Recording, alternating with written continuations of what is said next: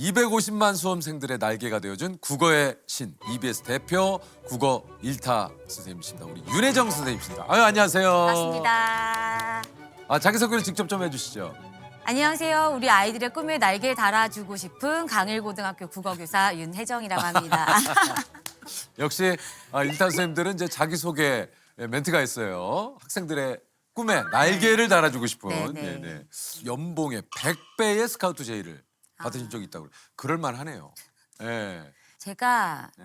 좀 평상시에 생각하지 못한 그런 좋은 조건들을 말씀해 주시는데, 일단은 제가 이제 학교 교사고 이제 사교육을 갈 생각이 전혀 없다 보니까 그냥 저는 아예 생각이 없습니다 이렇게 말씀드렸는데, 나중에 한번 생각해 보니까 이제 제시하셨던 계약금이 제 연봉의 100배더라고요. 그래서 와, 내가 되게 큰 그런 것을 거절했구나, 그런 생각이 들긴 했습니다. 근데 네. 이제 사람이기에 인간이기에 약간 지금 얘기하신 대로 연봉의 100배다 하면은 이게 흔들리지 않을 사람이 별로 없을 것 같은데 좀 후회되시거나 좀 아쉽거나 하시진 않으십니까?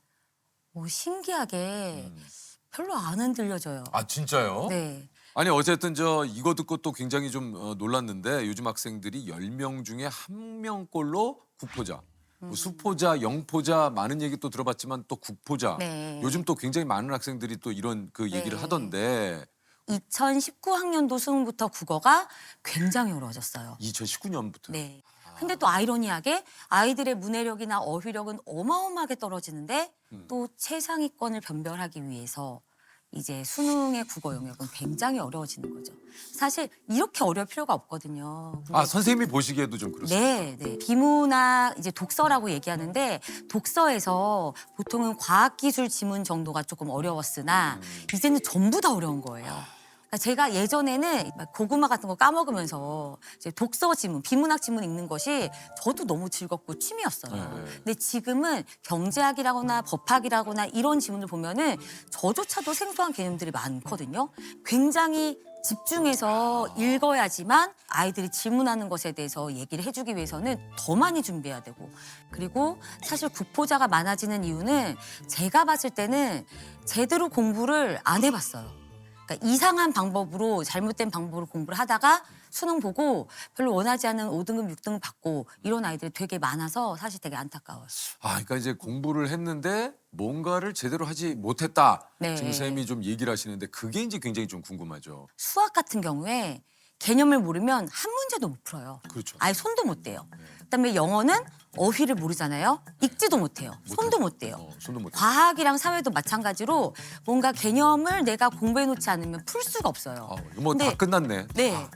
근데 영어 날라가고 수학 날라가고 맞아요. 뭐 나머지 과목 다 날라갔네. 그러니까 이제 애들이 이제 수학을 공부하려면 이제 못 푸니까 이거 수학 개념을 공부해야 되겠다라고 생각하는데, 국어만 유일하게 다음 글을 읽고 물음에 답하라고 하면 정말 그냥 읽을 수는 있으니까 맞아요. 그냥 글을 읽고 아는 게 쥐똥도 없으면서 방송인데 쥐똥만큼도. 네, 없으면서 네. 개념 공부 없이 그냥 주구장창 기출문제집 사서 일단 읽고 가장 답인 것 같은 것에 답을 하는 거예요.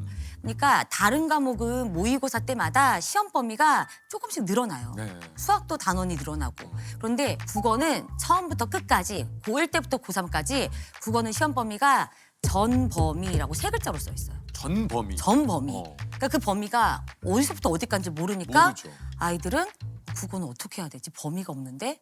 이러면서 그러니까 문제 양치기. 문제 양치기를 시작부터 끝까지 풀다 보면은 감이 생긴다. 감이 떨어지지 않게 매일 조금씩 풀어라.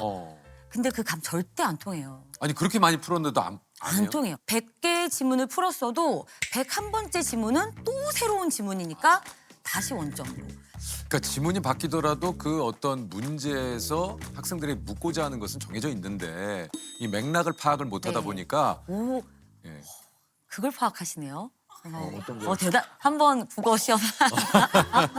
그러니까 이제 그렇다 맞아요. 보니 네네. 핵심을 파악하는 학생들과 그렇지 못한 학생의 네. 차이가 결국 성적에서 나타난다 네. 그런 얘기시잖아요. 네. 아하. 그러니까 그것을 알고 그 다음에 문제를 푸는 건데, 아이들은 그걸 모르는 상태에서 그냥 문제만 풀다 보니까 그러니까요. 원하지 않은 성적을 얻는 경우가 되게 많죠. 거죠. 아, 문해력. 네. 그러니까 결국 문장을 이해하는 능력, 네. 단어를 이해하는 능력이 좀 굉장히 좀 요즘 학생들이 좀 많이 좀 떨어진다라는 네, 얘기를 맞아요. 좀 많이들 하시는데 최근에도 그런 게 한번 몇 년 전에 좀 그 화제가 된 적이 있죠. 심심한 사과.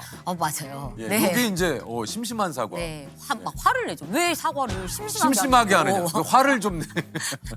쾌청하다는 말을 숙취가 없다라는 말로 좀 이해를 하는. 이제 사실 우리 아이들이 한자를 진짜 몰라요. 아, 그래요. 진짜 기본적인 한자들만 알아도 아이들이 처음 보는 단어가 이게 무슨 뜻인지 유출할 수 있는데 맞힐 수 있는 길이 없는 거예요. 그러니까 모든 어휘들이 모르는 말이야. 그러면 이제 문장을 당연히 이해를 못하고. 못하죠. 네. 백석의 여승이라는 시를 보면은 섣벌같이 지아비가 나간 지 10년 지났다 이런 구절이 나와요. 그래서 아이랑 수업을 하다가 지아비가 뭐야? 그랬더니 정말 아버지라고 생각하는 거예요. 지아버지. 지어미는 뭐야? 했더니 어머니요. 지어머니. 이렇게 제가 작년에 이제 한 프로그램에 나가서 출연자 중에서 정승재 선생님이 계셨는데 선생님에 대해서 이제 글을 써와서 글을 막 발표하는데 정세 선생님은 각선미도 뛰어나시고 이렇게 얘기해서 이제 들으면서 이제 저희들은 각선미? 이렇게 생각했는데 승재 선생님이 약간 각진 얼굴 그리고 이제 각선미라고 이해를 했더라고요. 어휘의 뜻을 대충 그냥 맞춰서 생각을 하고 그리고 찾아보려고 하지도 않아요. 어떻게 그러면 문해력을 좀 키울 수 있을까요? 저는 이제 유학이나 아니면 초등학생들 자녀를 두신 부모님들께서는 부모님들께서 쓰시는 어휘도 조금 신경을 쓰셔야 돼요. 아, 맞아요. 그러니까 부모님이 쓰시는 어휘의 한계가 아이의 어휘의 한계가 될 수가 있거든요. 맞습니다. 저 같은 경우에는 아이들과 이제는 끝말잇기 같은 거를 어. 하거든요. 보통은 뭐 자동차, 차표, 표로 끝났어요. 그럼 뭐라고? 표범. 그쵸, 표범. 100% 표범이에요. 표범. 그러니까 맨날 동물원에서 보는 맨날 하는 표범만 하지 말고 표현이라거나 아니면은 표적이라거나 어허. 엄마가 조금 신경 쓰셔서 내가 이제 받아치는 어휘의 수준을 조금 늘려가는 거예요. 그리고 또 좋은 건 뭐냐면 우리 아이 교과서를 보세요. 교과서를 보면 그러니까 과학 과목에서는 뭐 세포 이런 말이 나온다면 이 세자가 이제 뭐 가늘새, 가늘새. 미세하다 이런 얘기거든요. 그러면은 그런 세자가 들어간 게 뭐가 있을까? 이렇게 해보는 거예요. 미세먼지 이렇게 미세먼지 알잖아요. 그럼 또 세자 들어간 거 뭐 있을까 하면서 이렇게 퀴즈처럼. 퀴즈처럼 뭔가 네. 놀이처럼. 네, 그렇다면 어떻게 해야 이게 제일 중요합니다. 국어는 어떻게 해야 좀 성적이 오를까요? 오죽하면 이제 학부모님들 사이에서 이런 얘기가 이제 나온다 그래요. 국어는 집을 팔아도 안 오른다. 네, 국어는 밑 빠진 독에 물 붓기다. 그러니까 이제 한간에는 그런 얘기 많잖아요. 어렸을 때부터 책을 많이 읽어야 한다. 뭐 이런 얘기 좀 굉장히 많은데 네. 어떻습니까? 제가 취미가 아이스하키거든요. 선생님께서요. 네. 근데 그 코치님이 저를 보더니 막 달려와서 선생님, 윤혜정 선생님이세요? 이러는 거예요. 그래서 맞아요. 그랬더니 저 선생님 작년에 선생님 강의 듣고 수능 하나 틀려서 고대 경영에 합격했어요. 이야, 이러는 거예요. 얼마 뿌듯하실까. 코치님인데. 네네. 근데 그 친구 어머님이 같이 오셨거든요. 네. 제가 얘는 어렸을 때부터 책을 많이 읽었나 봐요. 그랬더니 어머님이 선생님 우리 아이는요 고등학교 1학년 때 이제 공부를 시작하다 보니까 선생님의 강의 속에 나오는 지문 읽는 게 독서의 첫 경험이었어요라고 하시는 거예요. 근데 그때부터 시작해서 정말 열심히 공부했거든요. 그 친구는 정말 어머님께서도 얘기하셨던 것이 진짜 EBS에 있는 그 제 국어 강의들로만 공부를 했다. 그래서 그런 친구들을 봤을 때 책을 많이 읽었으면 당연히 너무나 좋겠지만 책을 많이 읽지 않아도 희망이 있어요, 여러분. 할 수 있습니다. 교과서를 많이 읽고 그다음에 요약본 해설지 없이 매일 한 개 이상의 지문을 스스로 풀어보고 네. 예습 요런 걸 좀 얘기를 하셨다는데 네. 이걸 좀 구체적으로 좀 얘기를 해주시죠. 그러니까 이게 진짜 진리예요, 진리. 그래요? 네, 그게 그렇게 어려워요. 그러니까 강의 속에서 제가 항상 얘기해요. 국어 성적 올리고 싶어? 너무 올리고 싶어요. 내가 다 알려줄 수 있어. 어. 어떻게 해야 되는지 선생님이 어떤 문제 패턴이 나오는지 이런 패턴이 나왔을 때는 이렇게 풀고 이런 순서대로 하고 다 말해줄 수 있어. 근데 선생님이 딱 하나 너 대신에 못해주는 거는 생각하는 연습. 근데 많은 애들이 어떻게 하냐면 인강 풀커리를 딱 1년짜리를 끊어서 시작부터 수능 전까지 강의를 계속 들으면서 국어 공부를 하는 거예요. 그러니까 정말 설명을 잘하는 일타 선생님의 강의를 계속 듣는 거죠. 근데 그러면 자기가 생각할 시간을 확보할 수가 없어요. 근데 진짜 국어는 방법을 배운 다음에 자기가 공부하는 시간이 꼭 있어야 돼요. 그래서 제가 인강 이제 시작할 때 여러분 안녕하세요. 뭐 여러분의 꿈에 날개 달아드릴 뭐 윤혜정입니다. 자 오늘은 뭐 공부할 거예요? 예습했니? 안 했어? 꺼! 막 이렇게 얘기하거든요. 그러니까 예습 안 하고 강의를 듣겠다는 거는 진짜 말이 안 되는 거예요. 시간 낭비. 아하. 특히 국어는 자기가 읽고서 뭔가 막혀보고 틀려와야 돼요.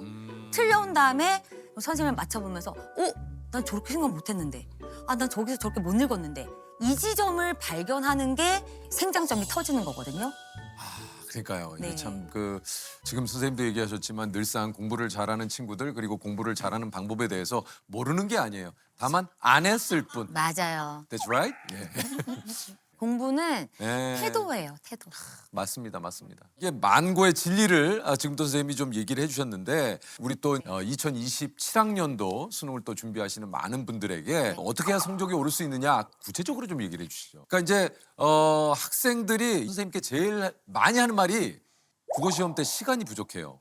시간이 부족한 건 실력이 안 되니까 부족한 거예요. 그렇죠. 그러니까 시간이 부족한 건 말 그대로 지문을 읽었는데 이해가 안 됐어. 그러니까 선지 판단이 어려워요. 이게 맞아요. 맞나? 틀리나? 모르겠으니까 지문을 다시 봐.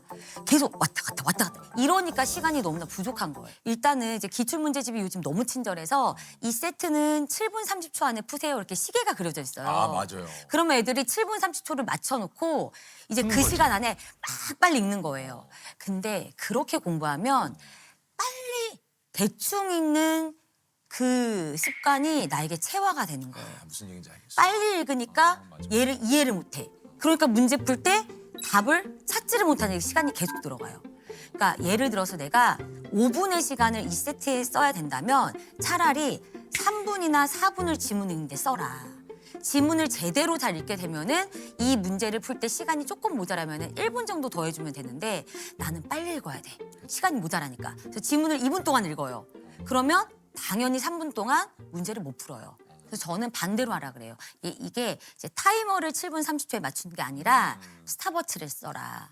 그래서 몇 분 걸렸는지가 나오거든요. 그럼 그걸 그 시계 옆에다 쓰는 거예요. 뭐 예를 들어서 7분 30초 걸렸어야 되는데 나는 10분이 걸렸다. 그러면 내가 이 정도 느낌으로 풀었을 때는 시간이 좀 오버되는구나 하면서 그 시간을 조금씩 단축해 나가는 느낌으로 공부해야지 이걸 그 시간 안에 구겨 넣는 사고를 하면은 실력이 안 올라요.